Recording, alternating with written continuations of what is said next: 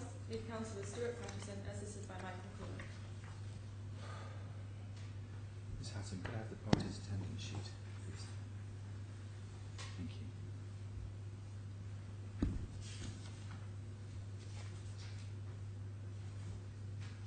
Mr Campbell. Good morning, sir. We're here today to conclude the Part 50 examination of Mr Marshad and to deal with remaining disputed document requests.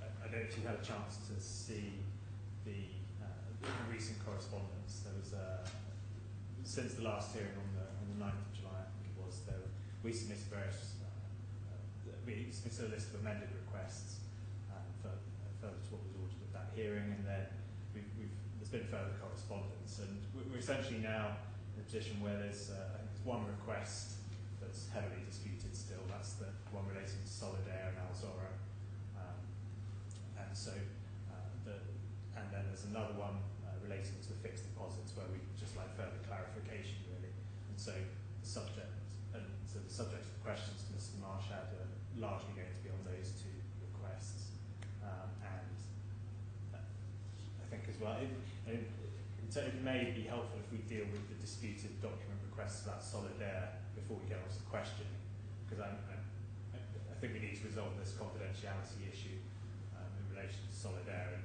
if we don't resolve that first, I can imagine that when I say first, we just go straight into questions on that. My learned friend might say, well, we don't want him to answer because it's confidential, so subject to your thoughts, so it might be helpful if we deal with that. I'm happy with that. There was a bundle which was my learned colleague Ms Hatton tried to give you about a quarter of an hour ago, and I asked her to leave it on the bench. I haven't reviewed it, but I've seen the correspondence that's passed between the parties. Is that approach acceptable to you, Mr Patterson? I'm afraid not, sir. The position in relation today was that my understanding was that this was a hearing to continue the examination of Mr Marshad, and that was the essential purpose of today. We were told yesterday, and I appreciate this hasn't come without some warning, we were told yesterday that my learned friend would want to use today also to deal with disputed document requests, and that the expression was used such as Alzora, but possibly others. So no proper warning as to exactly what that would entail in terms of which document requests would be dealt with today. Given what I said at the last hearing in terms of there not being an application before the court for any document requests, and there being clearly no urgency whatsoever, doing this again in a casual slapdash way without an application notice isn't in my view acceptable at all. If you're minded to rule against me on that, then there is a question of appeal, and so I would not want to deal with this situation whereby we deal with whether my clients are required to produce documents, and I suppose implicitly Mr Marshad to answer questions about that when the position is not resolved. And given this relates to an emirate government entity, I don't feel that's an appropriate way to proceed. The right way to proceed is for Mr Marshad to be examined first. He can answer as he feels he's entitled to.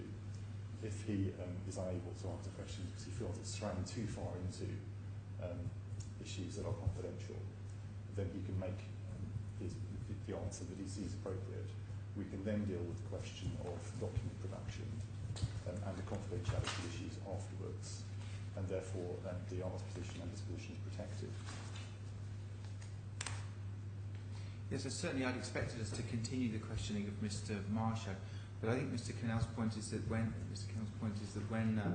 that begins, then immediately the issues of confidentiality and the like will come up. So I think he seemed to be suggesting let's preempt the inevitable and deal with them now.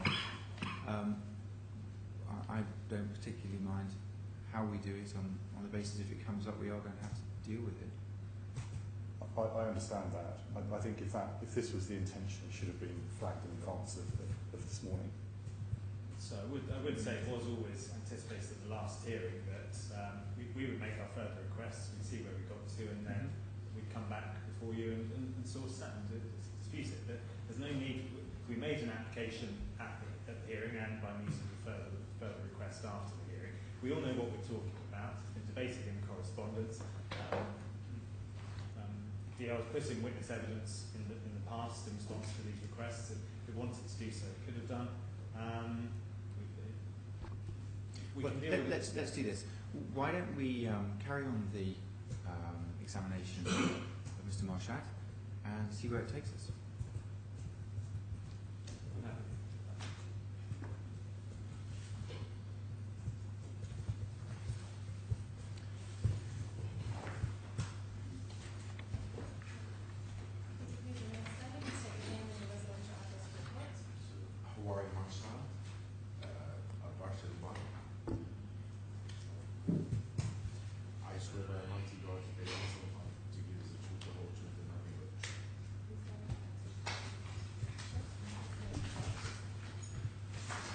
Mr. Marchad, welcome back. Thank you. Thank you again for sparing your time. This may seem to you to have taken an inordinately long time in between hearings, but much has happened, and we're very grateful. It's particularly in the circumstances that you found your time and availability to come back on what I suspect will be the final time to be asked questions about this case. So thank you. Sorry, could we confirm that the recording system is working? Thank you. Good morning, Mr. Marchad, and thank you for coming back again. And I certainly hope that this will be the last time. My intention is to make it so.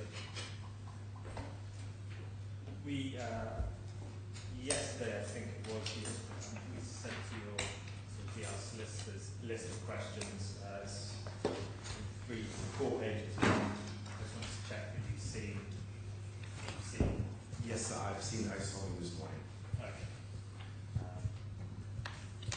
So if we go to, and you've got a bundle next to that. Yes. Okay. So I think, so if we start with question 1, and then if we also turn to tab 13, I think it is, the bundle, and you should have your witness statements there. Is this tab 13 of the bundle that I received? Yes, this the morning? bundle that's been handed out today. Thank you. This is Mr. Marchad's witness statement, is that right? Yes. And perhaps we turn to page 6 of that, where there's your exhibit, which has a table that sets out the requests. It might be helpful if we have that page open as well.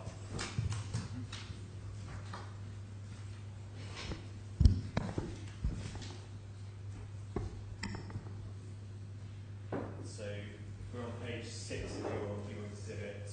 You'll see the requests 4 to 6 all relate to Sky Gardens. So request 4 is for correspondence between Deyaar and Amlac Finance and Amlac Sky Gardens regarding Sky Gardens. Category 5 is any documents related to Sky Gardens received by Deyaar after the 30th of March, and request 6 is details of and any documentation in relation to the specific units in Taaleem formerly and now Deyaar, subject to the outcome of any appeal, has an interest. So we've been through. I just want to confirm that there hasn't been any further correspondence in those categories since we were last here. Yes, I confirm that there have been no further correspondence.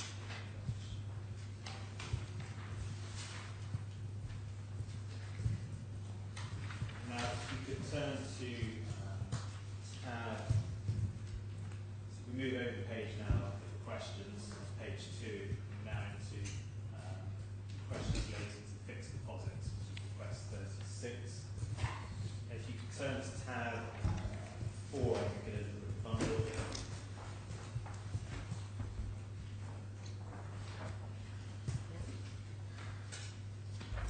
And then there's a document there, if you could, which is paginated in the bottom right-hand corner, and if you could go to page 773.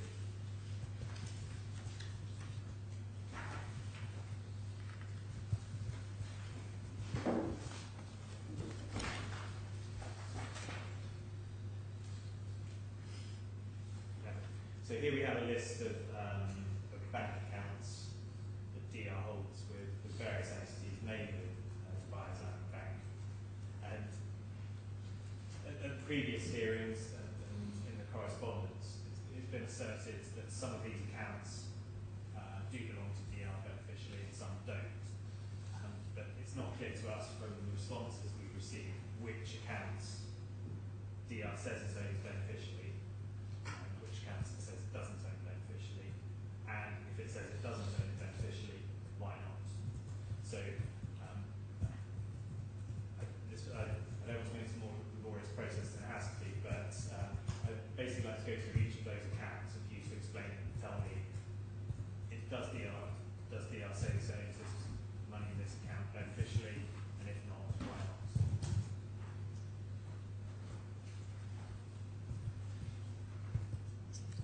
So if we, let's start at number one.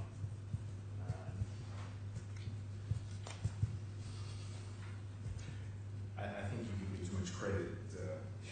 There is no way I can know each account based on the account number by itself. Really sorry. It's very difficult. So, there's another document I can hand.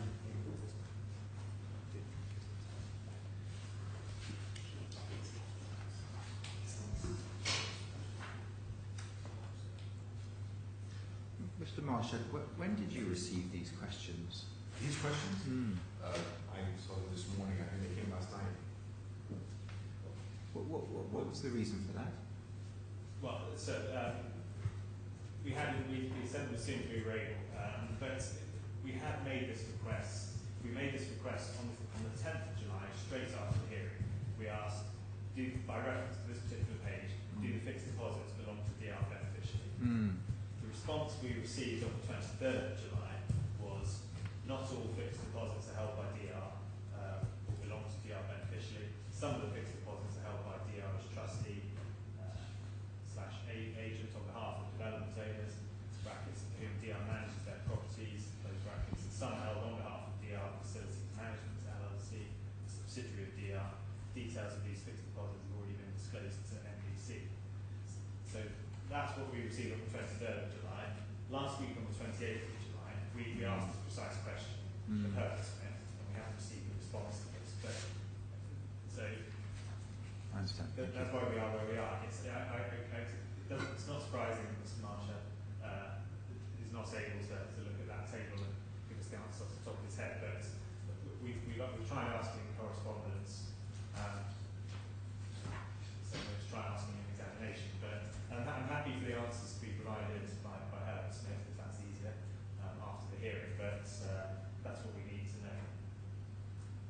Well, let's see the best that Mr. Marshall can do. No, I mean, I can easily tell you on that table all the accounts that have escrow account on it. I can explain that to you if you need.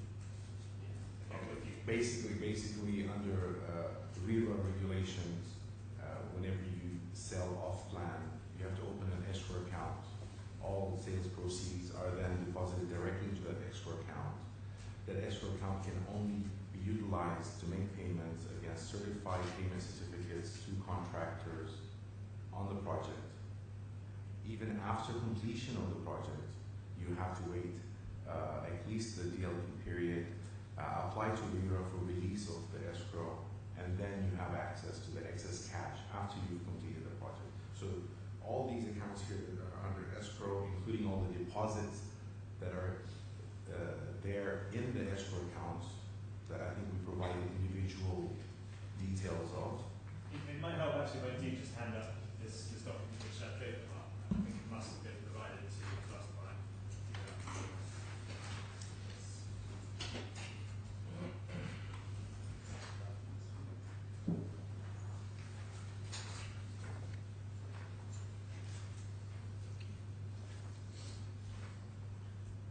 So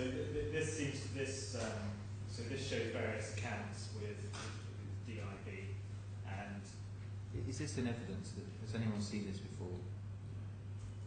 As in terms of format, it looks familiar to me, but I can't say that this particular statement is being disclosed by us. I expect it was, but it has been. Thank you. Just, Mr. Marshall, you were referring now to accounts and then saying within the accounts there might be the deposits, and just I think this document shows that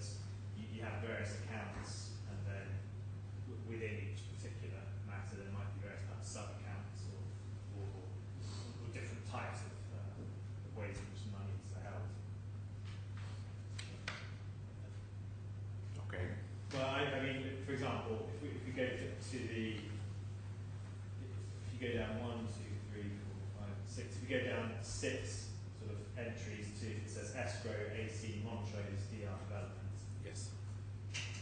And then you've got, well, it says ESCW, and you bit up just over 12 million dirhams there, and then time deposits, Yes. 10 million dirhams. So, so that looks like it's an escrow arrangement. Yes, to- basically. for a Montrose development. Definitely. And so, and can you explain what the difference is between the monies held in the ESCW account and the monies held in the time deposits? No difference. It's just whenever the amount, depending on the payment forecast, if we have excess cash, we transfer a portion of it into a deposit so that we can earn profit. That's it. So the balance as of that date would have been 22 million, 10 million earning, 12 available to make payments to contractors.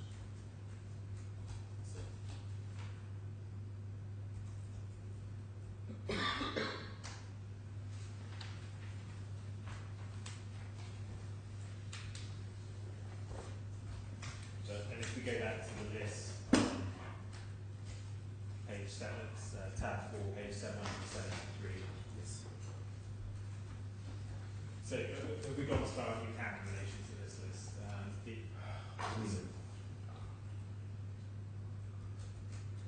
And what about, for example, I mean, I appreciate there's lots of Dubai Islamic bank accounts, and it might be difficult to know which account's which.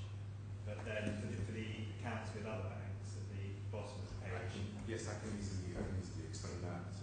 HSBC is current account with DR. So that's owned beneficially by Deyaar. Yes. Sharjah Islamic DR, Emirates Islamic DR. Just when you say Deyaar, you mean DR Development, PJSC. Yes. It's owns that money beneficially. Mashriq, I'm not sure. It's I think a dormant account. Noor Islamic is our payroll account, so that's also DR. And CBD, although I would think that it's also DR. And then at the bottom of the page on 773, there's fixed deposits. Yes. Yeah. Now, are you able to say whether those are owned by Deyaar? Yes, I can explain. The first one, the DAB, that would be a mix between ours and all the escrow and all the, so that's a mix there. So for example, just going back to the documents I've just given you, where we get to an escrow account and it says time deposit. For example, Be three down we have escrow Fairview residency and it says 75 million. That 75 million would be in the DIB 220 million. Theoretically, yes, but obviously this is 18 months old, right? Yeah. So Well, no, I think it's January 2015. sorry, December 2014, sorry, 8 months old. This is as of December 2014 balance. Sorry, yes. So sorry, 8 months old. So obviously, we don't have a Fairview escrow account, we don't have a Burlington escrow account, they've been closed. So that's why I'm just telling you this is very outdated list. Okay. All right. Well, I think But theoretically, okay, correct. I think we'll come back to the. I think we'll get to come back to the closing issue soon. But let's assume, for example, that all these accounts here on this list, all these escrow accounts there, if it says time deposit, that would be included in the DIB. Yes. So then moving on to the Emirates Islamic Bank. DR. Beneficially.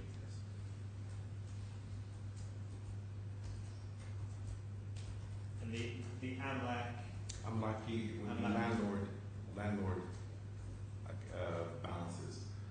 As part of our business, we do property management for third parties. So we lease, collect, and pay for it on behalf and pay the landlords. So we maintain their money, and we manage their buildings. We're about 900 buildings that we do that. So, And when you say you hold the money on their behalf, what arrangements that is into? Is that just under a contract? it's under contract, fiduciary duty. On behalf of, because we're managing the properties on behalf of third-party landlords. And those would be subject to UAE or Dubai law, would they?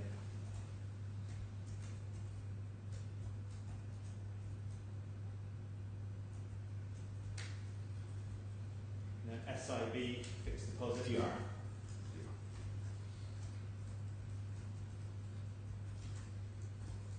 And like finance, fixed deposit. Definitely DR. The balance two also DR. Sorry.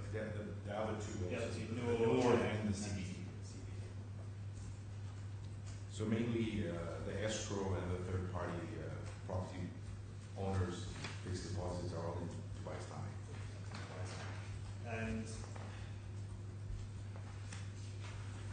And those fixed deposits will be held on for various terms. Various terms between 1 month to 12 months.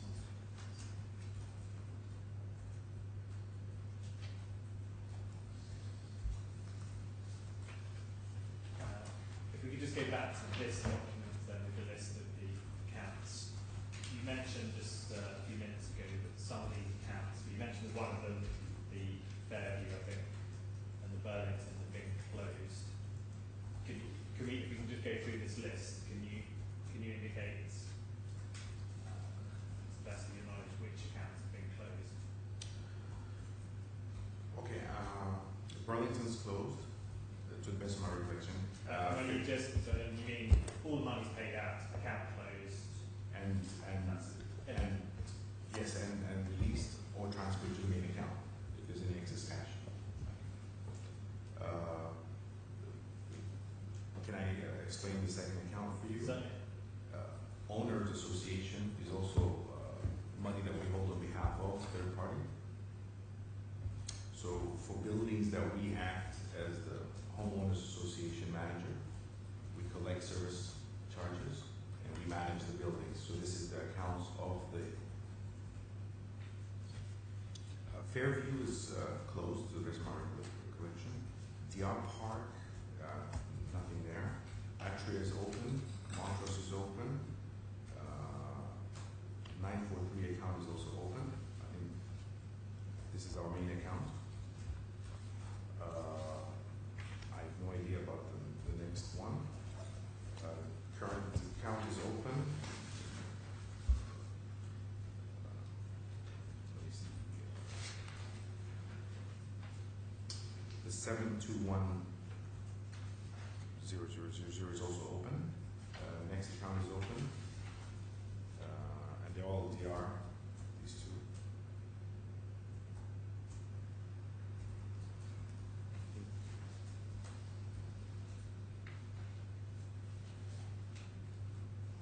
All the rest are open. And active. So it's just the escrow account for particular development where Well, you say. we've closed, yes. As and when the project is finished from within a year, because I know Burlington and Fairview we closed. Deyaar Park I think also we closed, but anyway there was a zero balance there.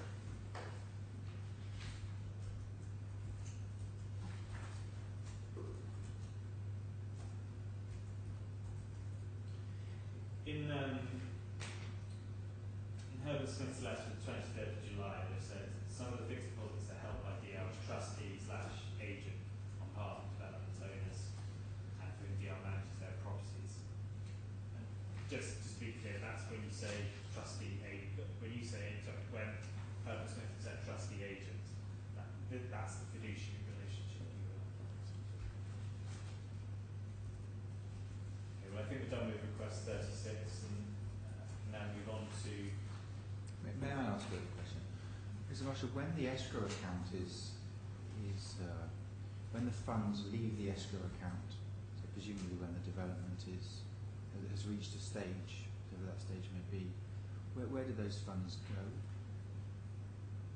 During construction stage or Afterwards, after the obligation to hold an escrow ceases? we transfer it to our current account. Into the current account. Thank you. So if we could move on to the requests. Request 42 relating to solid air and Alzora.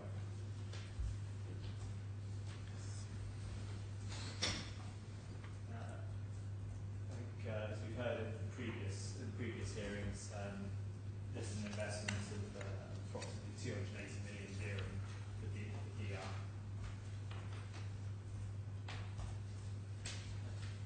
Can you describe what Deyaar's role in this investment has been?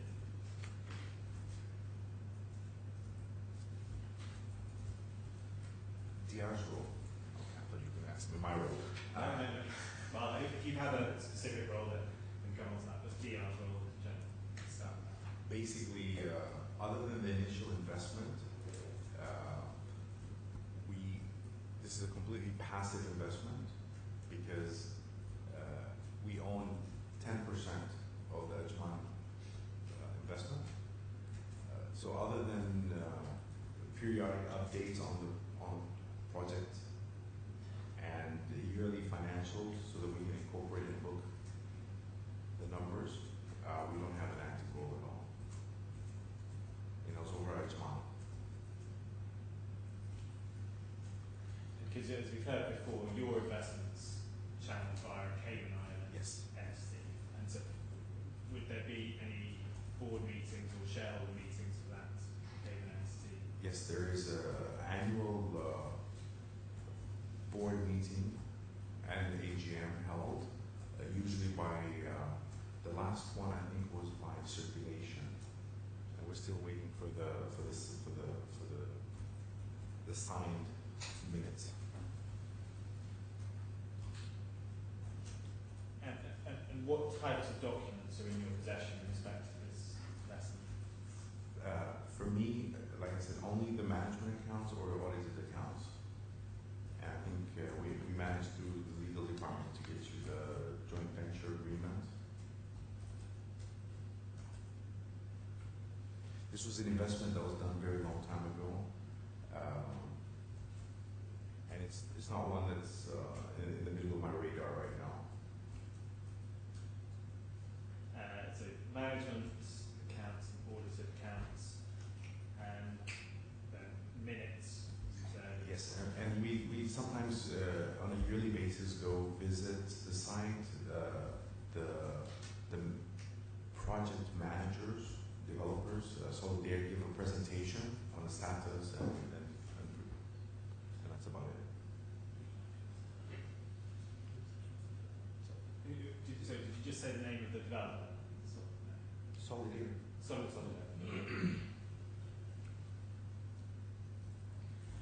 And moving on to question 6 then.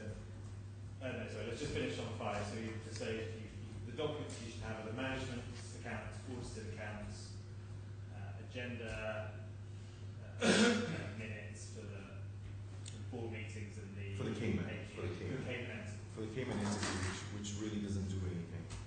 So just for the Cayman entity. Yes. We've tried to get the Ajman details, but the project was very early. It's a very early stage. There's really not much there. They've started construction, so hopefully by end of this year, next year, the information will start flowing. But we have a lot of conversations over the phone with the CFO, so that's how we monitor the investment.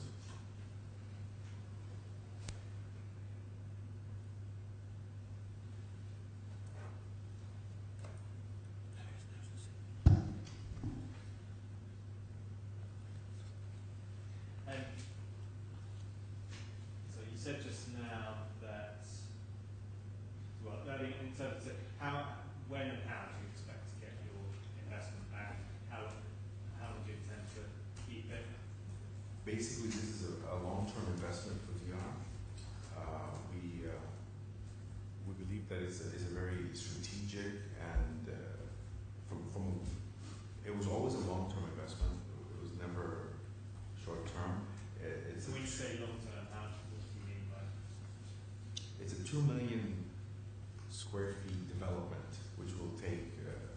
least 5 years to develop. They've finished the golf course, they've finished a lot of the infrastructure. They have 2 hotels which are progressing and hopefully will be completed by the end of the year. They've started on the villas. It is a massive development.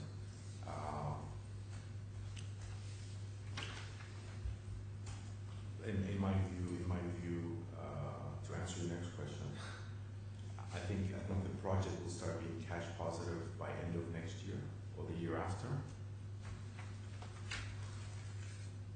So that's what I meant by the long term.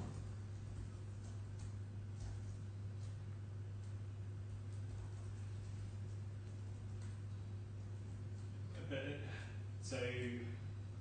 yes, you're not getting the money back now. So towards the end of next year, you should start receiving dividends. No, I don't think they will start receiving dividends. I think the project will start being cash positive.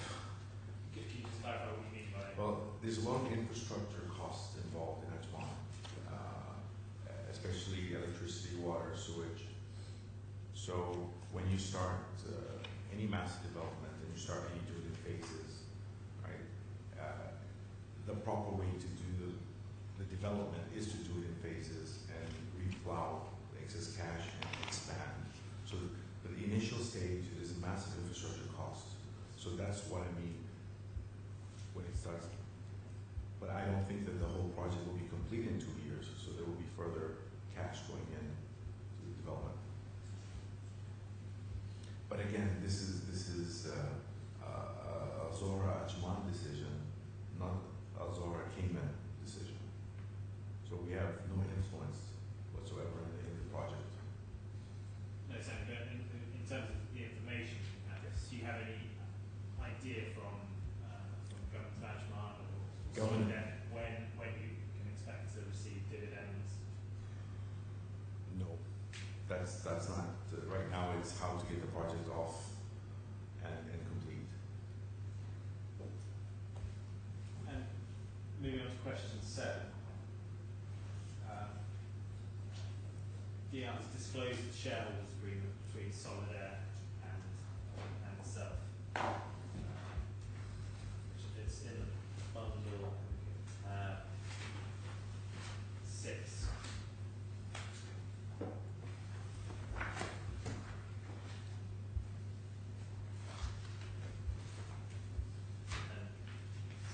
Then it says page 9 of that document, you'll see clause 12.1.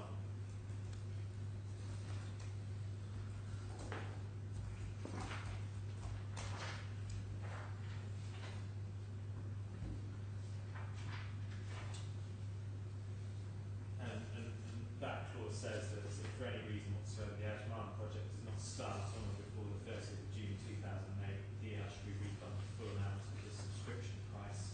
Such expression is defined in the subscription agreement dated this day.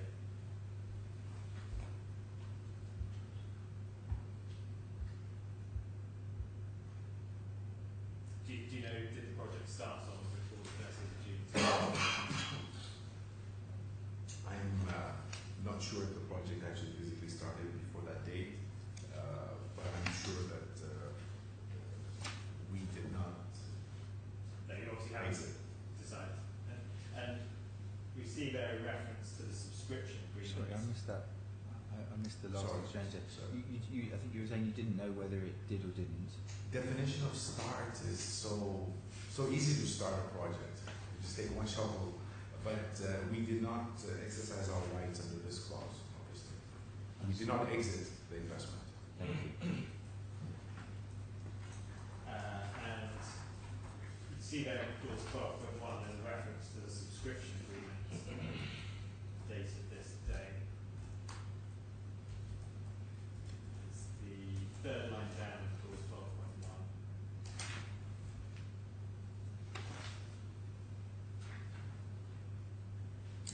Is that a document in Deyaar's possession?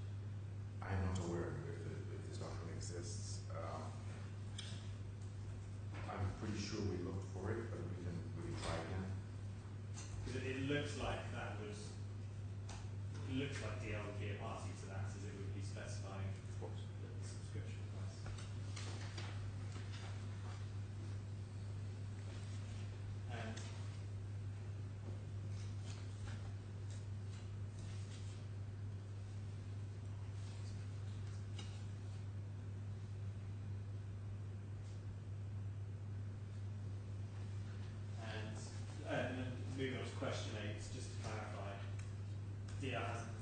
taken any measures or steps to recover its investments in Al-Zahra?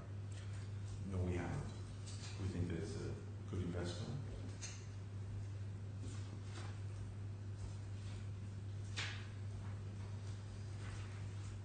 I think that's everything on Al-Zahra.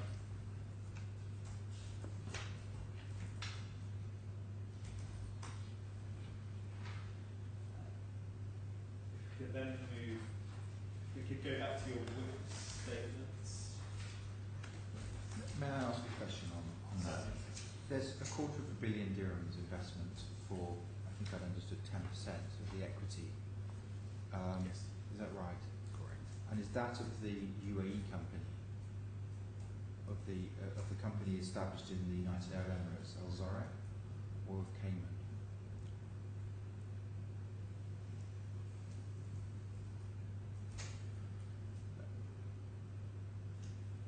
$200 million is 10%, is a $2 billion dirham project. Excess of 200 was a premium paid. It is through the Cayman, but it is for the Ajman project, 100%. So through the different, Ajman government is 50%. We are 10%. And the balance is Solidaire. It's Solidaire.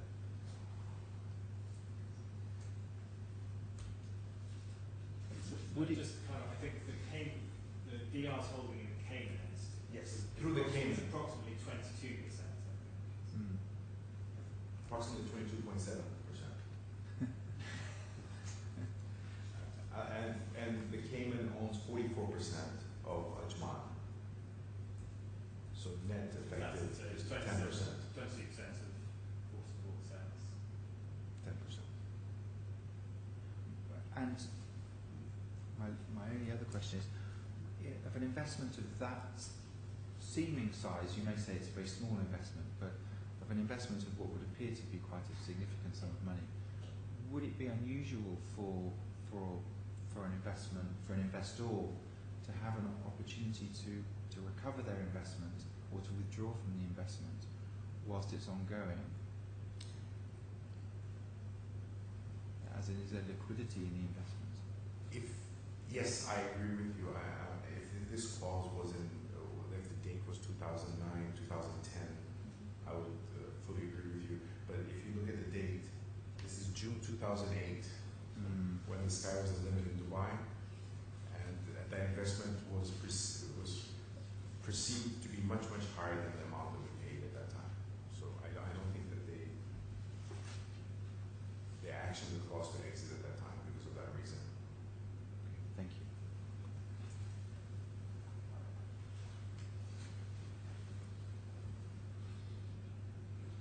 Just at page 4 of that agreement, so that there is a reference to a lock-up period in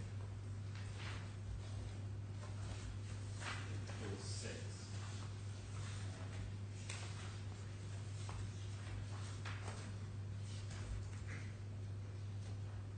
So it looks as if DR can't sell its shares for 5 years. So that seems to be some sort of commitment to stay for that period at least. So moving on from Al-Zahra now.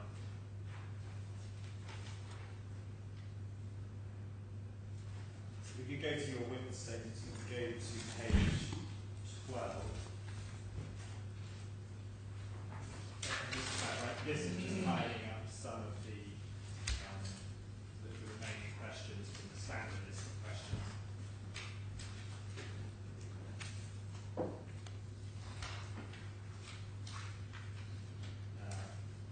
You may not remember, I don't think you were present at the last hearing, Mr. Marshall, because we dealt with massive arguments. So request 41 is for details of monies owed to third parties.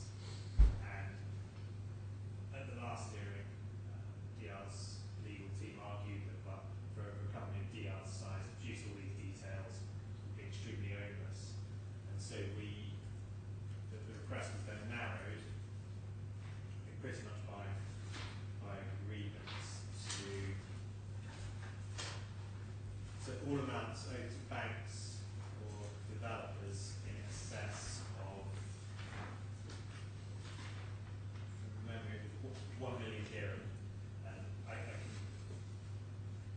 go to tab 11 of the bundle.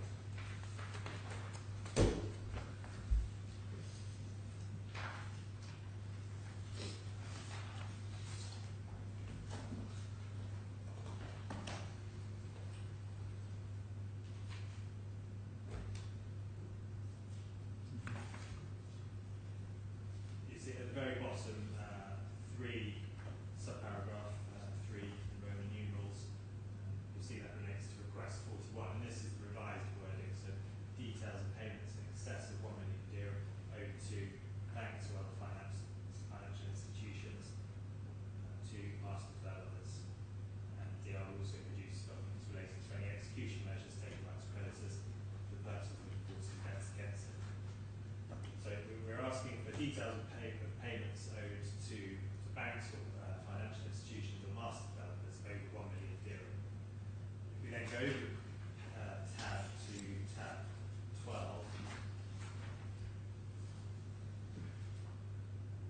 and you turn to page 2 of that letter from Herbert Smith, you see in relation to request 41, it says there are no payments which fall within the revised scope of request 41.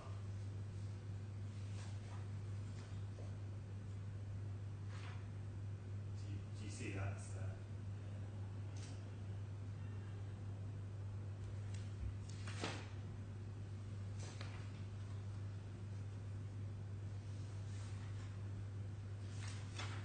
I don't see that. I see on the first page of the letter, number paragraph 3, Roman numeral 3. But where was the answer? So the answer then is if we go over to tab 12, sorry, not over the page, yeah, over okay. the tab, sorry. Thank you. I see. And then this is a letter from Herbert Smith on the 23rd of Thank July. you. I see. And it's on page 2 of that letter. Yeah.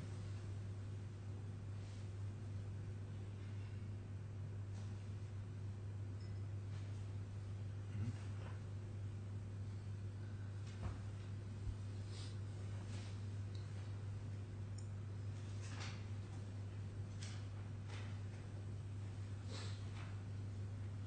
Sorry, I thought we actually provided a list of all our liabilities in the past. No, I don't think that has been provided. Because here, I think payments in excess of the request was for liabilities in excess of 1 million. Yes. We were somewhat surprised to be told that a company of Deyaar's size doesn't owe any No, I amount. think I think we thought that we had already provided that, but I think that's available. We can easily provide that. Because there's just so many documents going back and forth. I'm sure this was one of the ones that we did. So.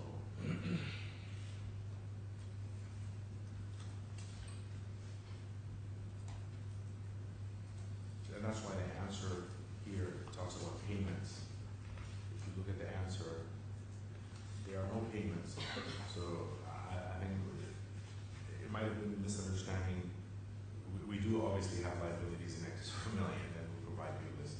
Yes, perhaps I mean in the request we did use the word payments. That's actually will be provided. I think it had been understood that it was liabilities, and the original question was money's owed.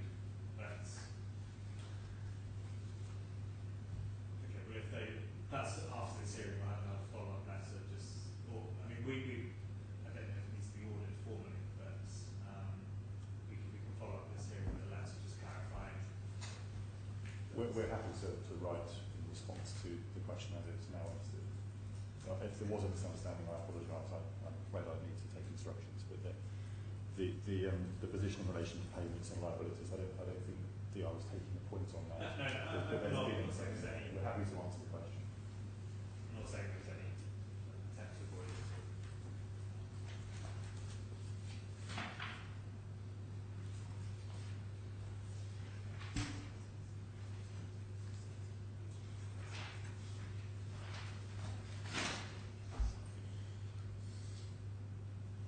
And then just the last question, question 10. What overdraft facilities does Deyaar have?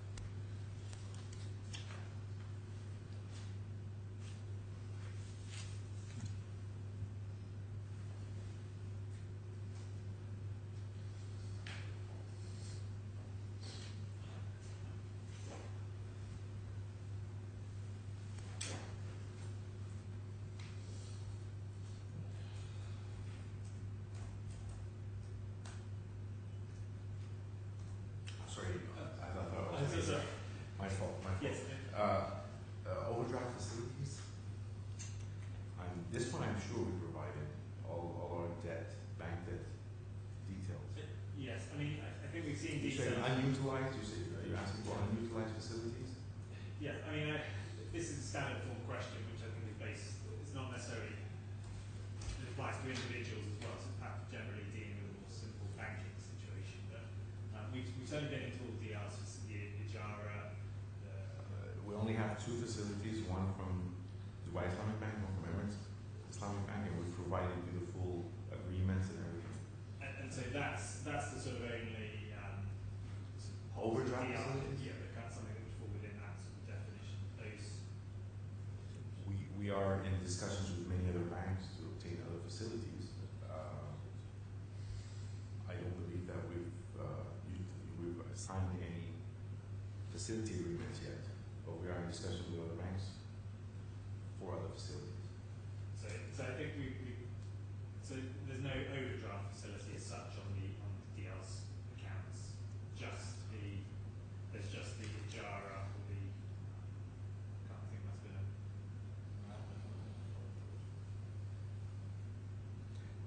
Technically, we don't have a Sharia equivalent to overdraft. Okay. So no, we don't have. We have facilities either utilized or not utilized, and I think we provided that. We understand, and you have provided the details in place. I have no further questions. Thank you very much, Mr. Marshall.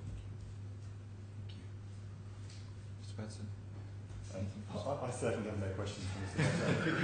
Well, I would perhaps, as you've invited me to stand up, I would just say one thing, as it would be a Would you like Mr. Marshall to stay on? Would you like Mr. Marshall to stay on? Mr. Marshall leaves the art today. His replacement is sitting behind me, Mr. Hani Fansa. So he takes over as, assuming he is happy to do so, having seen what's happened today in court. He takes over as Chief Financial Officer of Deyaar as of Sunday, and will be able to answer questions in the event that is appropriate and needed. But so there is a replacement who can answer questions about the financial position going forward, following Mr. Marshall's departure to Canada. Mr. Marshall will cease to be an employee of the company as of today.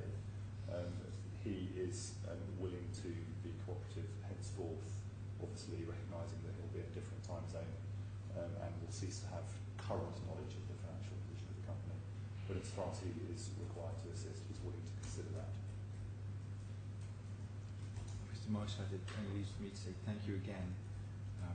Thank you for the information that you've given. Thank you for your time, and to wish you every success in Canada.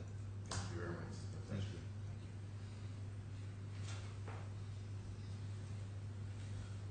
So, Mr. Cannell, the issues you were so concerned about at the beginning didn't appear to come up. No, they didn't. But still leaves the issue of request 42 and the Solidaire and outside documents, which we'd like to see. Is that a matter you wanted to? Well, it's a bit. No, it's not. I think Mr. Marshall. Mr. Marshall, you're very welcome to sit down with this. Well, that concludes the examination, Mr. Marshall. Are you suggesting there's more to do today? Well, from the last hearing, we always understood that we would put in the amended requests after the hearing, which we did, and then if there was any debate about them, that would be resolved at the next hearing. And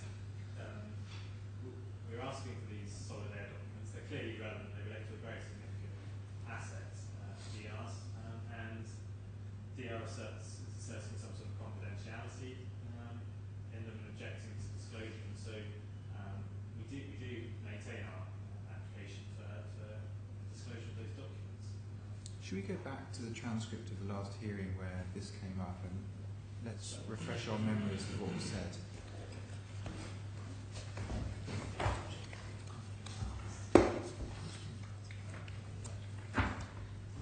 Mr. Patterson, your client, if I've understood it, seems willing to disclose subject to certain confidentiality undertakings being given.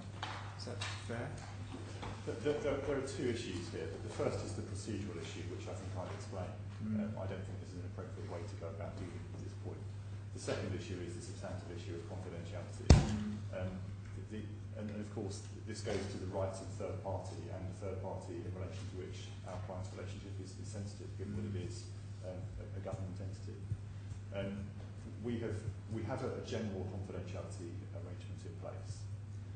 Given the particular sensitivity, we have proposed additional confidentiality terms, and they've been rejected. So at the moment, we don't have an agreed way forward. It's possible, quite possible, that there can be a negotiated, agreed basis of confidentiality that extends the general confidentiality regime and moves significantly towards that further regime we've proposed. But without that, we're not in agreement. Okay, thank you. Well, let's go back to where we were and see if that helps us. So the transcript for the last hearing is tab 1 of the bundle. If we go to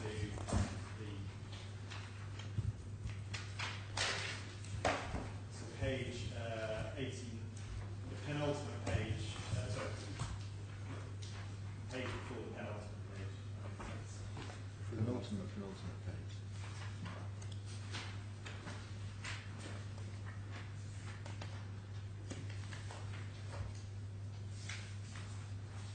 And then at the very bottom, there's a comment as I'm speaking in.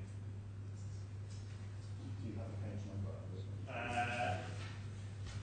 I think it's only numbered on the odd pages. So it is page 88.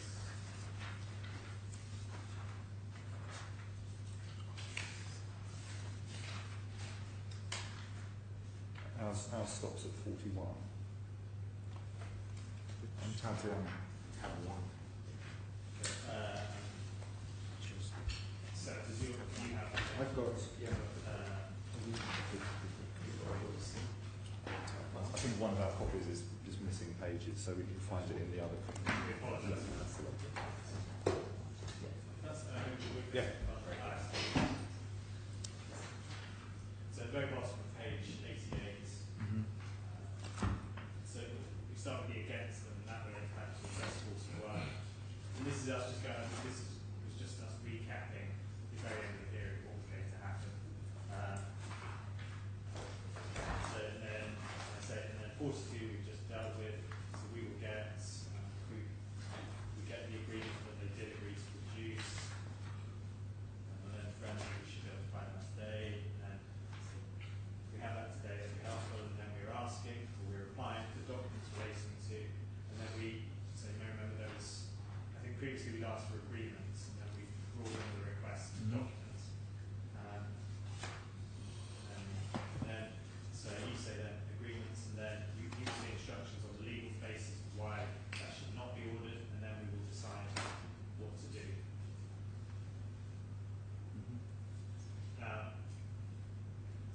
So my understanding is that we'll decide what to do. Then we'll see what the position is. You'll hear what the legal basis for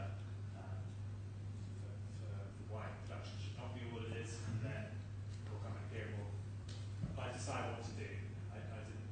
So I said, understand to be envisaged, we come back and have further correspondence about the procedural way of dealing with this, rather than we just decide whether to order disclosure of documents or not.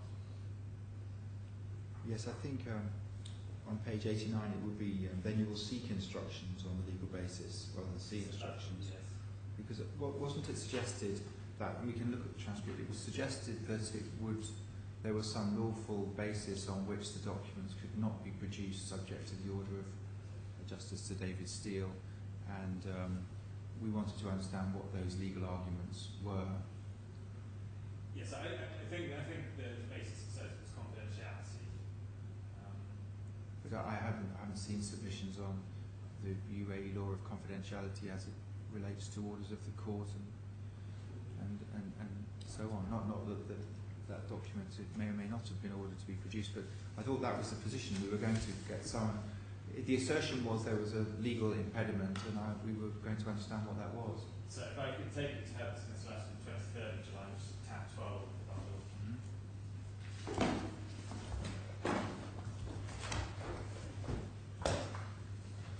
It's page 2 of that letter.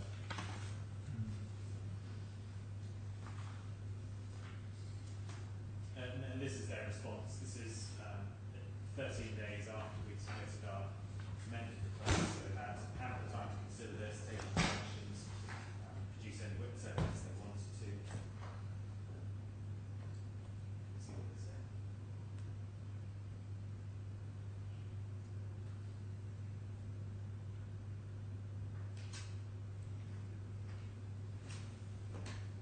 I see. So there's no confidentiality provisions in place. They just don't want to disclose them. Well, it's not saying that. It's saying they are willing to disclose them, but subject to ensuring that confidentiality of dealings is maintained. Well, so I have 2 points to make on that. The first is we've already agreed to a confidentiality provision in the consent order on the 28th of May. We agreed to wording proposed by Deyaar that refresh your memory service to what it was. We agreed that the documents disclosed would be held by the court in the first defendant on a confidential basis, should not be further disclosed or used for any purpose other than, as may become necessary, the enforcement of the judgment of Mr. Justice Steele dated 23rd of March 2015, or any other order in these proceedings. For the avoidance of doubt, documents disclosed and the information provided by Mr. Marshall on examination may be used by the parties in these proceedings generally, for example, in relation to the second defendant's pending application for permission to appeal, and the appeal, if permission is granted, as well as any ancillary applications or proceedings that may become necessary. So we've given them the confidentiality for this, but the whole purpose of this exercise, as we all know, is to identify assets for possible enforcement. And the arrangement proposed by Deyaar doesn't enable that. And the specific, there's 7 paragraphs. Why doesn't it? Because the specific paragraphs we have issues with are that it says the disclosed documents shall only be seen by the following parties: NBC's legal advisors, namely the team representing NBC at Brown Brudnick, and those members of the NBC in-house legal team that deal with the Part 50 process. And document, we're only going to get hard copies, we're not allowed to make any copies. Now, if we're going to enforce against this investment, it's likely to be in a foreign jurisdiction.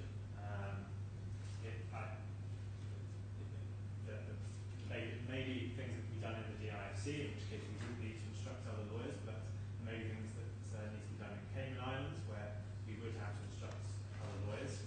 And we would obviously have to make copies of the documents. Yeah, and as well, it's not just enough that they be supplied to NBC's legal team. The board and would need to, well, not necessarily the board, but certainly the executive management, the CEO, the CFO, who are the ones who can take our instructions along with the general counsel. We need to see the documents. We have no objection, we have no comment really on whether the documents are provided to the court or not. That doesn't concern us. Although it might become necessary at some point if we're asked about the application need in this court. But it says it's paragraph 3 and paragraph 4, paragraph 5 and 6 really that we object to, which we say prevents effective enforcement against this asset.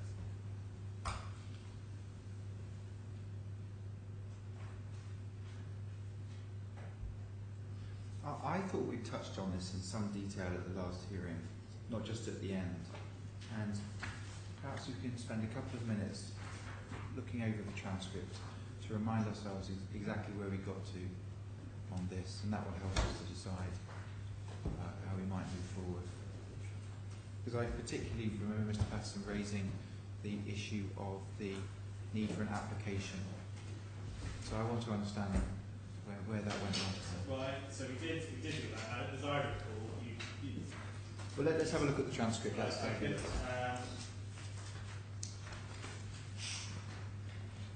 we page 60.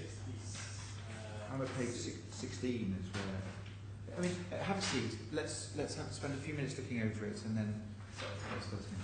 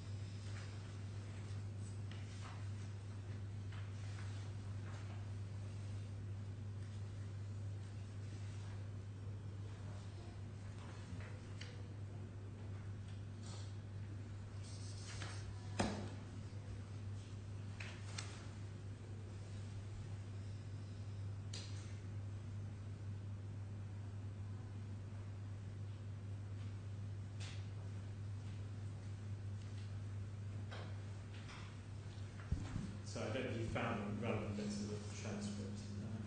I think so. I think certainly from our perspective, paragraphs, pages 73 into page 73 onwards really is where...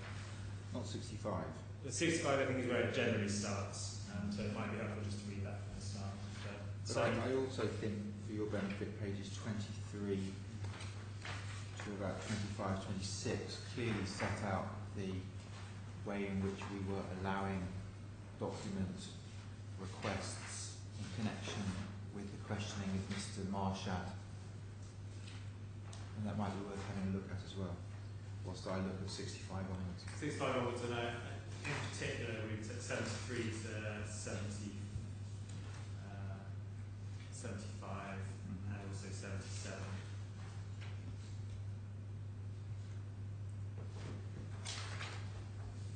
And 78.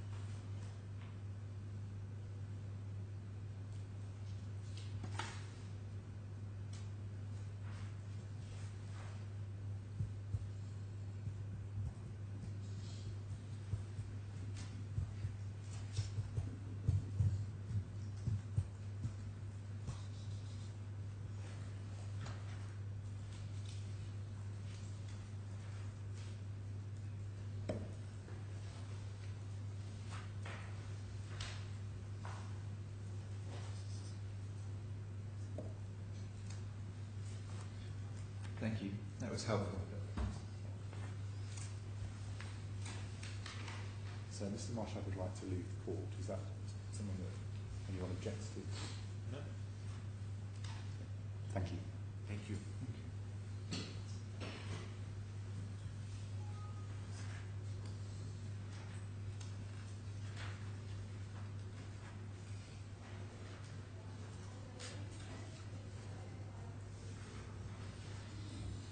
I mean, the position seems to me to have been that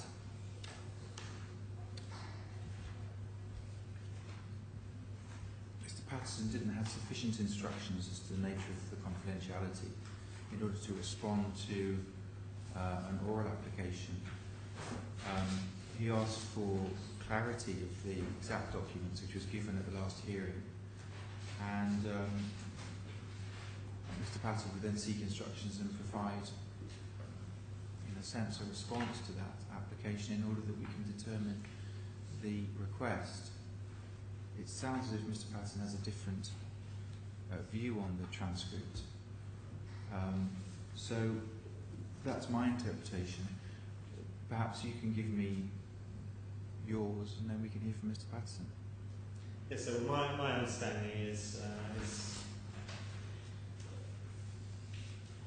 as you say, sir, we wanted clarity about what was being requested, because initially the wording of the request was agreements, and then we wanted documents, and so we were then going to clarify the wording, which we did on the 10th of July, and so any more documents in relation to this investment. And we were then going to, Mr. Patterson was then going to take instructions about that, about what he said, why he couldn't produce it. He said because we, and you said specifically wanted to know why they couldn't, not just that it was sensitive, but why they specifically couldn't produce it. And we had this, page 74, you see, so we have this, the point that's been made numerous times, there's been no formal application. So you said, well, you can make all applications at hearings, and that was what was done. So then at the top of page 75, you asked us, so how do we move forward? What's the best way to move forward? I'm inclined to all of the documents disclosed, particularly if there's good reason why they should not be, we should hear that first. So if the application has been made and I'm inclined towards it, you do not have instructions. If you want to have some time to get instructions and respond, and then I will determine it and decide whether to issue the order or not. My learned friend says, well, that's sensible. We then talk about having a clear written explanation of what's being sought. They also get that.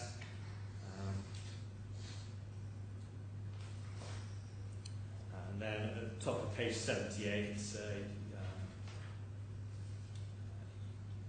this is after we've then sent through the request. You said, well, Mr. Patterson can then take that email to his client, seek instructions, respond to it, and then we can make a decision on it.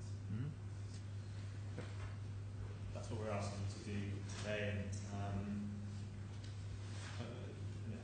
And I don't have anything to add to that. That's what we have proposed for today, and we can submit precisely what was envisaged at the last hearing.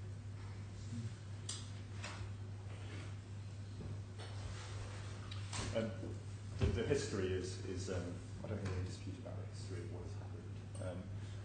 My client has set out its position in its most recent letter, including a proposal in relation to how the matter could be dealt with by consent, which has been objected to. That I think means we are at an impasse in relation to the question of disclosure by consent. In relation to the procedural position, it remains my client's position that an application needs to be made in the ordinary way. There is only one ground on which an application can be made orally, as far as I understand the matter, and that is where, in accordance with Rule 23.6, the court considers that the application can be made, should be made in accordance with the overriding objective.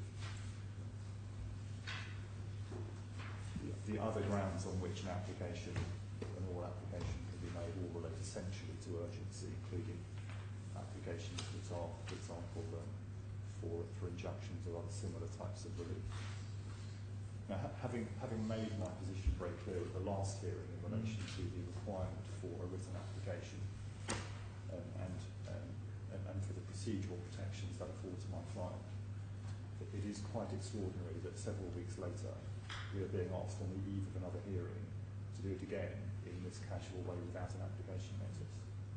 If an application notice is issued and a hearing it proceeds on the basis of that, that will give my clients the opportunity to inform the relevant parties of the formal application that's been made, seek instructions from those parties, including obviously the government of Ashman in relation to its position on the application. And that will then give my client and those parties the opportunity to determine the extent to which they are prepared and able to cooperate. Without that, we're doing it simply in correspondence without an application, and it simply isn't satisfactory. In my view, that there is simply no legal basis for making an order of this type in this way. If there was a rule which allowed for oral applications to be made during the course of a hearing, would that change your position? Well, the position is that you can do that, provided that you're satisfied that it's in accordance with the overriding objective. And your reference to that is 23 It's 23.62. 62 or 6? I'm sorry, 23.6, subparagraph 2. And in circumstances where once an order is made, that determines the position of my clients and also therefore of the government of Ashman in relation to any objections it has, that cannot be in the overriding objective. That there is no suggestion of any urgency. I've heard none whatsoever. So the reason why an application hasn't been issued to me is a mystery.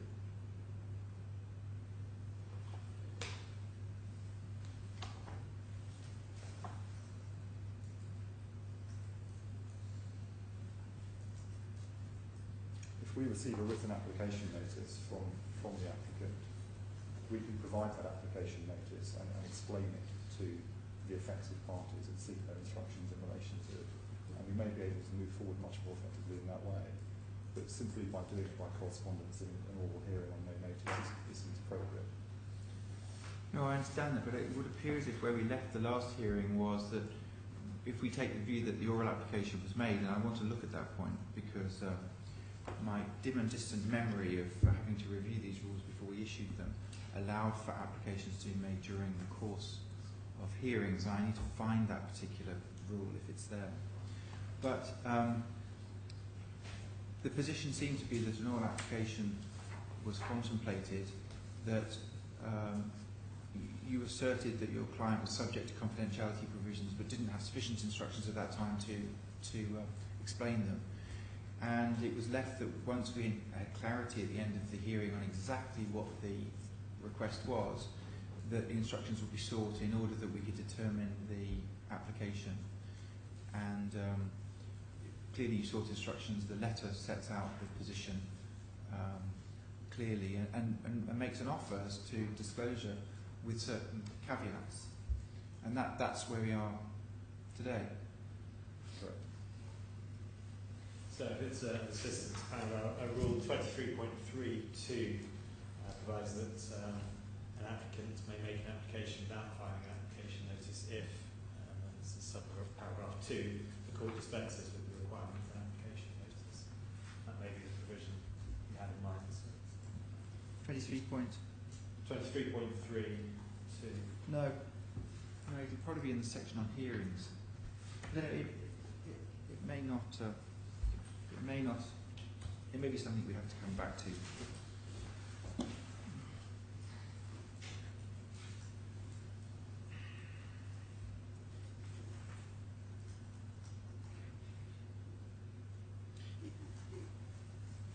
Mr. Patterson, is your client still? Has your client satisfied yet the order against it of this court? It hasn't. It hasn't.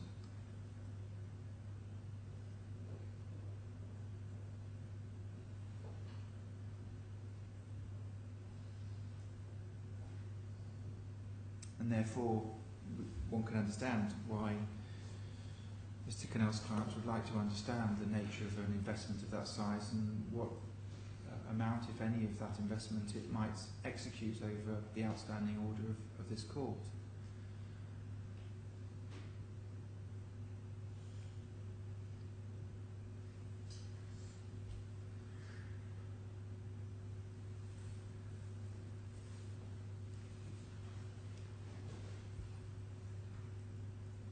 I mean, would one way forward be a review of the documents would give your legal team sufficient information to understand whether there was an asset over which it might execute the outstanding payment, and if it was felt that there was, then you could formally apply for whatever you need in this jurisdiction or any other jurisdiction to get the documents that you rely upon, assuming you can't use affidavit evidence of the review. I mean, is that a way forward? Because at the moment you haven't seen the documents at all. What Mr. Patterson's client's offering you is to see them, subject to certain confidentiality undertakings, to work out whether or not there's anything in them that may allow you to execute the outstanding payment. If there was something in there, then you, to the extent you wanted those documents or you wanted original copies of them, you would come back and say, we've seen them, there's clearly an interest in there that we wish to pursue, and for that reason we apply to receive them, or at least these elements of them, in order that we can pursue the claim. Would that move you further forward? Before Mr. Comments, can I perhaps add that my client, I don't have instructions, but my client may well be willing to accommodate some of the concerns that the defendant had in relation to the paragraphs, I think 4, 5 and 6, or generally in relation to the confidentiality terms that we proposed. Because I can understand that a slightly more expanded basis may suffice, and if that's possible, then we're of course willing to seek to agree that.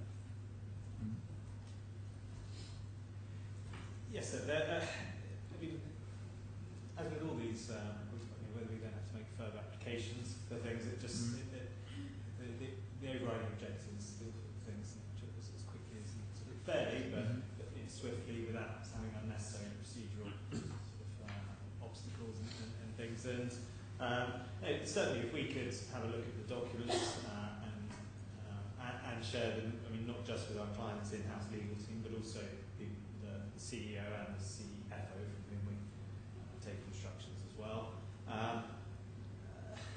It would seem a bit onerous for us then to have to come back to make further application. Well, only if you find something in there that's executable over. I mean, at least you'd know then. Yeah. I don't have a.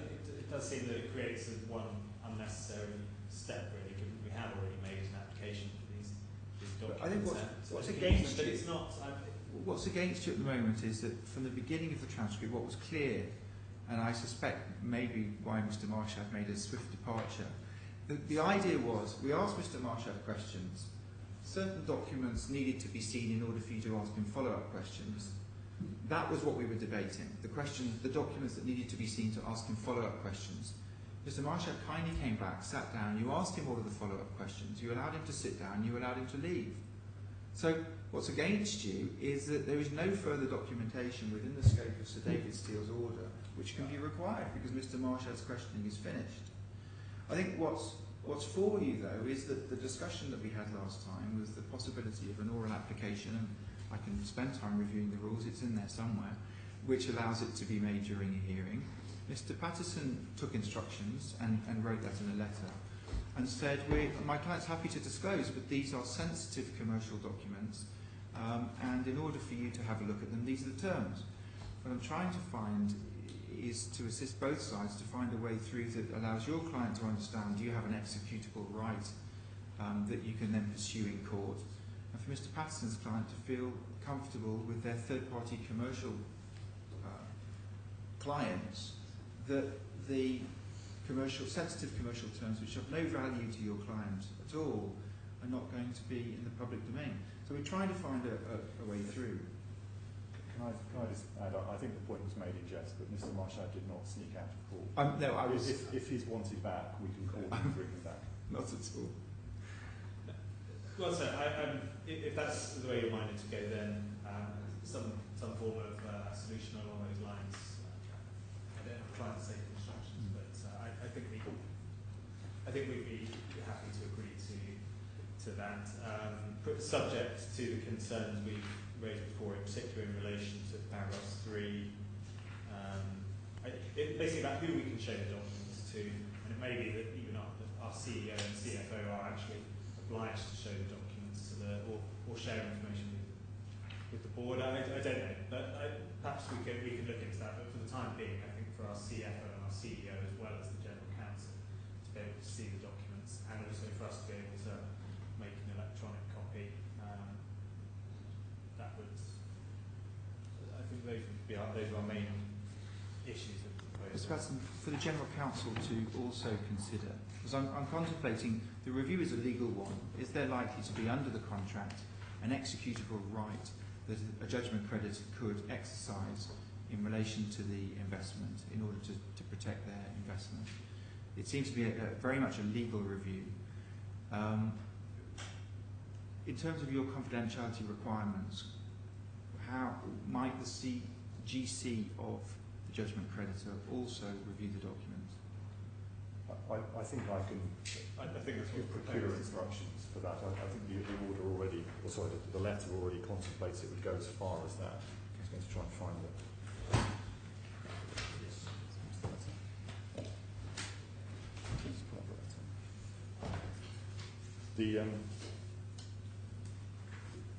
The letter at paragraph 3b, so this is tab 12, page 2.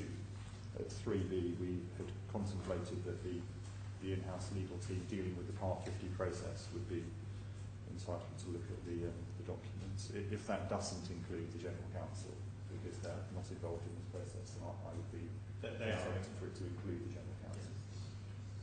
Okay. So I order production on the terms of the confidentiality request, and within 14 days. Within 14 days? Yes, and just to clarify, can we have an electronic copy? No, on the terms of the confidentiality provisions offered, with the ability of the General Counsel to also review, to the extent that review leads you to feel that there is an executable asset under the terms of the contracts, then you're welcome to come back, make application on the basis of the review and say this is what we've seen and this is what we need. So can we have documents in an electronic copy, and can we be committed to have an for example, I know that both myself and Mr. Tucker will be away in 2 weeks, and whilst I don't want to spend lots of my holiday time reviewing this, it would certainly be helpful to be able to receive them electronically and review them electronically rather than just in hard copy, to be able to have an electronic copy on record. We're happy to destroy that and return it and destroy any hard copies as the proposal provides, but we'd like to be able to make an electronic copy of what's provided as well. I think the principle of electronic copies should be acceptable to Deyaar, but I think I'd like to have clarity on the actual wording that is being suggested. So I don't want to have to deal with this on another occasion, but I'd like the precise wording to be clear in terms of the proliferation of copies of these documents. Well, I make the order on the basis of the confidentiality caveats that were proposed, with the understanding that the General Counsel of your client is included within that. And to the extent the two of you can agree whether to send something by carrier or by email, I leave it up to the two of you. If you want that order issued, agree it and send it in within 48 hours and we'll issue it for you. Otherwise, consider it made. My client would certainly want a written order if that's permissible. So would you like to send the draft in within 48 hours? Yes, sir. Can be agreed.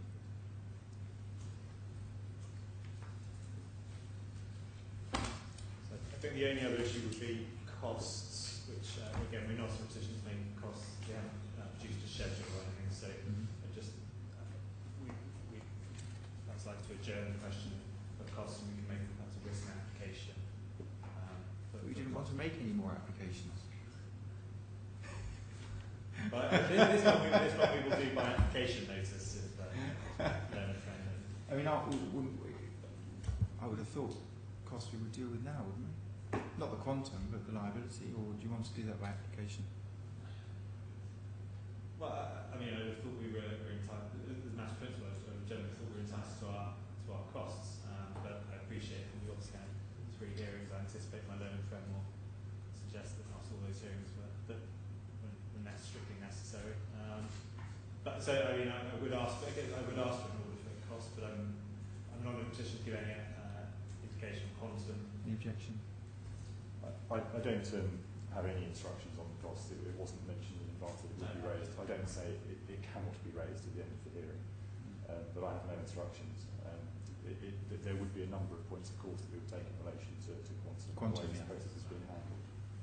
Okay, costs for the judgment creditor, standard basis to be assessed, if not agreed. Anything else? No, sir. Okay, thank you. All right.